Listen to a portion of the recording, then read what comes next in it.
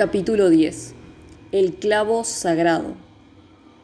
Algunos días después que Ludovico el Moro conseguía su gran anhelo de verse proclamado públicamente duque de Milán, se anunció que la más santa reliquia de Milán, uno de los clavos con que clavaron a nuestro Señor Jesucristo en la cruz, iba a ser solemnemente transferido a la catedral. Moro esperaba que con esta ceremonia el pueblo quedaría complacido y su poder y su trono asegurados para siempre. Pero veamos qué opinaba el pueblo. Vayamos silenciosamente a una de las sencillas tabernas de la ciudad. Entremos y situémonos detrás de un par de ancianos que hablan con mucha animación. Beben buen vino y sus lenguas se sueltan con facilidad. ¿Sabes una cosa? Moro, el bandido, el asesino, el usurpador del trono, el que seduce al pueblo con fiestas humillantes, quiere ahora asegurar su trono con la ayuda del clavo sagrado. ¿Y sabes a quién han encargado la construcción del mecanismo que debe elevar el clavo hasta la cúpula central de la catedral, por encima del altar?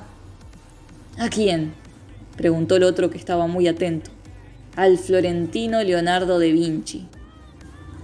¿A ese que ha envenenado al joven duque con frutas? Al mismo. Es un brujo, un hereje, un ateo. Dicen que es agente y precursor del anticristo. ¡Qué barbaridad! Dicen también que ese Leonardo roba los cuerpos de los ahorcados, los corta, los vacía y les saca las tripas. Lo ha dicho el mismo verdugo. Bueno, eso es una ciencia que se llama anatomía. Muchos afirman que es un gran sabio. Es un brujo. Ha inventado una máquina para volar por los aires con las alas de pájaro y desciende al fondo de los mares en ollas campanas de cristal. Te digo que es un brujo. Y me revuelve las tripas pensar que el sagrado clavo estará en casa de ese hombre, la sagrada reliquia en casa de un hereje. En efecto, en su taller Leonardo trabajaba en la construcción de esa máquina que debía elevar el clavo sagrado. Cuando le llevaron la reliquia a casa, la pesó en su balanza con precisión matemática y la midió. Y luego se enfrascó en una serie interminable de cálculos, cuerdas, palancas, ruedas y poleas. Zoroastro fabricaba una caja redonda, con cristales y rayos dorados, donde debía reposar la reliquia. Giovanni, sentado en un rincón, los observaba en silencio. De pronto sonaron unos fuertes golpes en la puerta, y con ellos se mezclaban el canto de los salmos, las imprecaciones y el clamor de una multitud furiosa. Giovanni y Zoroastro corrieron a ver qué ocurría. La cocinera Maturina saltó del lecho, a medio vestir y desgreñada, comenzando a gritar, al tiempo que rompían el taller. ¡Bandidos! ¡Socorro! ¡Ten piedad de nosotros, Virgen Santa! Marco de Oglione, con un arcabuz en mano, entró, cerrando apresuradamente las maderas de las ventanas. ¿Qué ocurre, Marco?, preguntó el maestro. No sé, unos miserables que quieren forzar la puerta. ¿Pero qué es lo que quieren? ¿Habrá que hablar con ellos? No lo hagáis, meser. Es chusma enloquecida. Parece que piden el clavo sagrado. Yo no lo tengo. Lo tiene en su poder el arzobispo Arcimbaldo. Ya se lo he dicho, señor, pero no entienden las razones, parecen locos. Tratan a vuestra gracia de brujo, de impío, de anticristo. Os acusan de envenenador del duque Gian Galeazzo. En la calle, los gritos y los golpes en las puertas iban en aumento.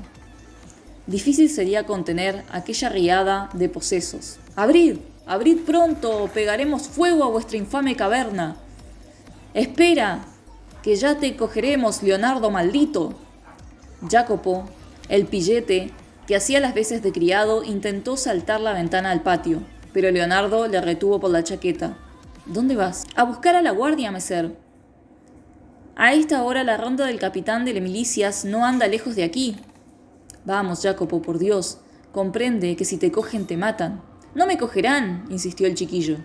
Voy a pasar por encima de la tapia al huerto de Mona Trula. Luego saltaré el foso donde hay hierba crecida y me escaparé por detrás de las casas. Y si me matan, más vale que sea a mí y no a vos. Y sonriendo a Leonardo, tierna y animosamente, el mozuelo escapó de sus manos, saltó por la ventana y desde el patio gritó: ¡Yo arreglaré el asunto! ¡No paséis cuidado!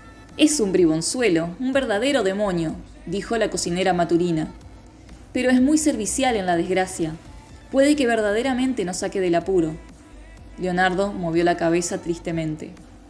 En una de las ventanas superiores se oyó un ruido de cristales rotos. Maturina, muerta de miedo y gimiendo como un condenado, quiso buscar refugio seguro.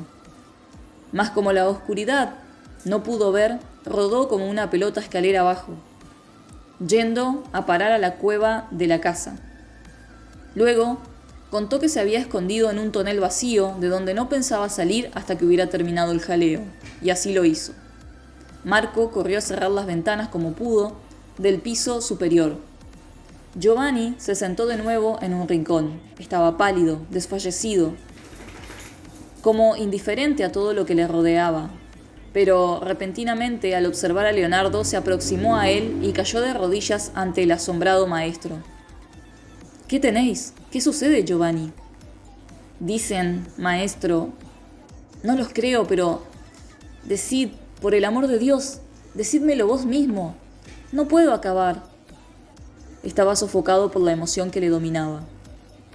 Te preguntas si dicen la verdad al acusarme de ser un asesino, dijo Leonardo con triste sonrisa. Una palabra, solo una palabra de vuestra boca, maestro, suplicó el discípulo. ¿Qué puedo decirte, amigo mío? ¿Para qué?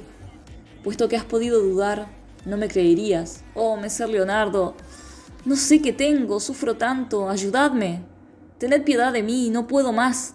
Decidme que no es verdad cuanto afirman. Os juro que he de creeros. Bien sabe Dios que no miento. Leonardo guardó silencio, mas al fin dijo con voz trémula: Tú también estás con ellos, y contra mí. La casa se estremecía bajo el fragor de los brutales golpes. Alguien había comenzado a derribar la puerta a golpes de hacha. Leonardo escuchaba atento el clamor del populacho desatado. Su rostro permanecía impenetrable, tranquilo, pero repentinamente su corazón fue presa de una íntima tristeza, del sentimiento de una soledad infinita. Inclinó la cabeza y con un gesto resignado murmuró, como antes hiciera Gian María Galeazzo en su lecho de muerte: Hágase tu voluntad. El pequeño Jacopo había podido avisar al capitán de la milicia. Los condujo hasta la casa de Leonardo y los soldados cargaron contra el populacho en el momento en que ya las puertas de la casa cedían al brutal ataque de los amotinados. Estos huyeron despavoridos, olvidándose a la vista de los soldados del objeto que los llevó hasta allí. Y al poco, la tranquilidad volvió a reinar en la casa de Leonardo. Pero en la vida del genial artista no podía existir la paz completa. El fiel Jacopo resultó herido en la cabeza, y la muerte se lo llevó para siempre. Fue la única víctima de aquel injusto motín. Fue la prenda inocente que dio su vida a cambio de la del genio florentino. Este, sosteniendo en sus brazos el cuerpo del chiquillo, miró a los que le rodeaban silenciosos, y escondiendo las lágrimas que brillaban en sus ojos azules, se encaminó hacia una de las habitaciones en donde dejó al infeliz Jacopo. Luego se sumió en una de sus profundas meditaciones. Se preguntaba, sin hallar respuesta, por qué había sido voluntad del Señor que muriese su pequeño compañero de travesuras, su bribonzuelo criado, en aquella refriega tan brutal como injusta. Y una vez más tuvo que conformarse a no encontrar explicación lógica. Se resignó a seguir siendo tratado injustamente, como le sucedía desde su más tierna infancia. A su alrededor sentía un vacío glacial. Estaba solo, completamente solo. Días más tarde se celebró en la catedral la fiesta del Sagrado Clavo. La santa reliquia fue ascendida a la cúpula en el momento determinado por los astrólogos, seres que en aquella época supersticiosa mandaban a su antojo. La máquina construida por Leonardo funcionó perfectamente. No se veían cuerdas ni poleas. La urna de cristal, con rayos de oro, en la que el clavo iba guardado, parecía elevarse por sí sola, entre las nubes del incienso, semejante al sol cuando sale y se alza en el horizonte. La máquina era un auténtico prodigio de la mecánica. El relicario se detuvo, al fin, en medio de la oscura bóveda por encima del altar mayor de la catedral, alumbrado por 5 lámparas. El obispo cantó unos salmos y el pueblo cayó de rodillas repitiendo «¡Aleluya!». El moro, el usurpador del trono, el asesino del duque Jean María, levantó los ojos hipócritamente llenos de lágrimas y los brazos hacia el clavo sagrado.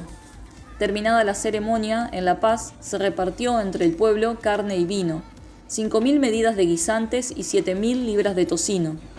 El populacho, olvidando al duque asesinado vilmente, se divertía bailando y gritando ¡Viva Moro! Al salir de la catedral, el duque se aproximó a Leonardo y le abrazó efusivo. ¡Bravo, Messer Leonardo! ¡Ha sido un triunfo! ¡Vos sois mi Arquímedes!, exclamaba satisfecho. Vuestra serenidad es muy generoso conmigo, agradeció el artista. Y lo seré más, amigo mío. Para que veáis que os estoy de lo más agradecido por haber construido tan maravillosa máquina, prometo regalaros una yegua árabe de la caballeriza Sforchesca, ya que sabéis tiene fama de espléndida. Así es, Alteza. Y además os prometo 2.000 ducados imperiales. Y dándole unos golpecitos amistosos en el hombro, acabó por decirle que terminase cuando quisiera el rostro de Cristo en la Sagrada Cena. A un genio como él se le podía perdonar toda tardanza. Gracias, Alteza, muchas gracias. Aquella misma noche, Giovanni Beltrafio, que seguía debatiéndose en un espantoso mar de dudas, tomó una decisión. Era preciso salir de aquella casa, huir de aquel hombre que le turbaba de manera tan inexplicable, hundiéndole en confusiones y vacilaciones. Nunca podría comprenderle, era mejor escapar. Se levantó de la cama e hizo un envoltorio con sus vestidos y cogió su bastón de viaje y bajó al taller. Sobre la mesa de trabajo del maestro dejó 30 florines, precio de sus 6 últimos meses de estudio. Para conseguirlos había vendido la sortija con una esmeralda que le regaló su madre antes de morir, y de la que jamás se había separado. Sin despedirse de nadie, mientras todos dormían, salió para siempre de la casa de Leonardo da Vinci. Sabía dónde iba. Quería irse con Fray Benedetto, el maestro que tuvo antes de conocer a Leonardo. En su compañía, partió 2 días después hacia Florencia y allí entró como novicio en el convento de San Marcos, donde pensaba aclarar de una vez y para siempre las dudas que le atormentaban desde que vivía junto a Leonardo, al que no sabía si juzgar como santo varón o un terrible demonio. La injusticia e incomprensión humanas seguían su camino. Leonardo da Vinci se iba quedando solo, hasta que los que se decían sus mejores amigos le abandonaban. Qué triste y amargo destino el suyo. 1 año y pico después, a fines del carnaval de 1486, Leonardo fue a Florencia nuevamente por encargo de Ludovico para comprar varias obras de arte. Y allí quiso la casualidad que volviera a encontrarse con Giovanni Beltrafio, convertido en novicio. En cuanto le vio, el muchacho quiso decirle que durante aquel año había sufrido horribles dudas, más tremendas que las que le atormentaban cuando vivía a su lado. Parecía que al fin había comprendido que las gentes eran injustas al acusarle y herirle. ¿Por qué me abandonaste, Giovanni? Perdonadme, maestro, exclamó Giovanni, echándose a llorar. No eres culpable de nada respecto a mí, hijo, fueron las circunstancias. Los ojos del muchacho revelaban las angustias sufridas. Había una mirada desesperada en ellos. Leonardo comprendió que el camino del convento no era el que le satisfacía, que el arte le arrastraba con más fuerza. No le preguntó nada. Le puso la mano sobre la cabeza y le dijo con una sonrisa de infinita piedad: que el Señor te ayude, pobre niño. Sabes que siempre te he querido como a un hijo. Si quieres volver a ser mi discípulo, te recibiré con alegría. Y como hablando para sí con esa brevedad enigmática y púdica con que acostumbraba a expresar sus pensamientos íntimos, añadió: cuanto más hondo es nuestro corazón, más grandes son nuestros dolores. Una infinita serenidad envolvió a maestro y discípulo. Nuevamente habían vuelto a encontrarse, y para un largo camino, Leonardo sintió que en su corazón nacía un canto de agradecimiento. Uno de los que le abandonaron regresaba a su lado. Era una bondad del Señor. Hasta aquí llegamos por hoy.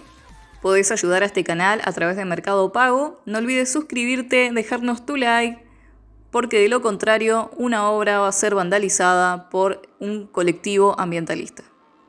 Nos estamos viendo, hasta la próxima.